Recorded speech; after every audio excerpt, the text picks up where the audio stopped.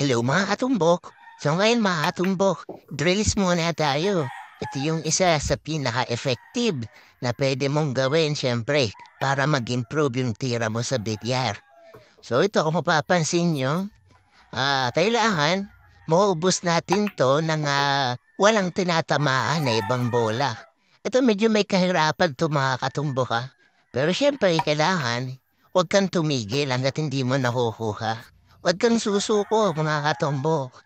Kasi ako, bago ko naman na magawa yung mga drills na yan, hindi naman yan one take. Siyempre, ilang take yan bago ko pa yan makuha. Kasi hindi ko naman din alam yan. Nakikita ko lang din yan sa Facebook, sa YouTube. Ginagaya ko lang.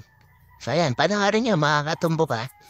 Gusto ko muna pala ng shoutout itong si Boss Mar Valencia at sa tropang talisod ng Augusta, Georgia, USA.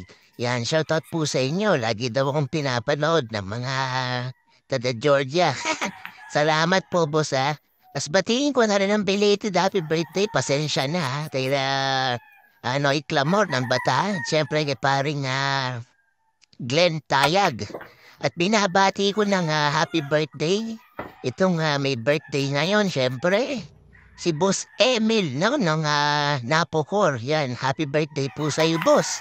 Mabuhay ka hanggat gusto mo. Yan. So, yan mga katumbok.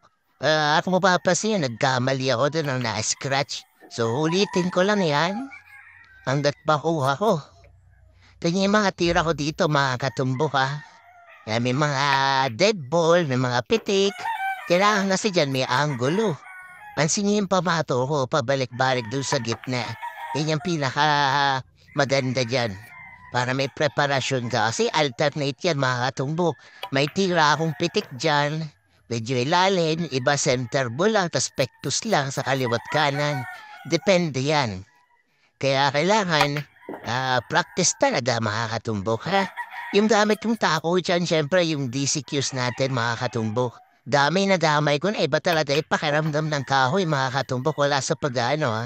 Yung synergy ko na carbon, di ko na nagagamit kasi nai-enjoy ko tong tong custom queue natin, itong DCQs natin. Yung mga gusto nga pala mag-order yan mga katumbok, wala pa tayong stocks. Bago mag-December, yan darating na yung stocks natin kasi ginagawa pa mga katumbok. Mas maganda na ulit yung parating.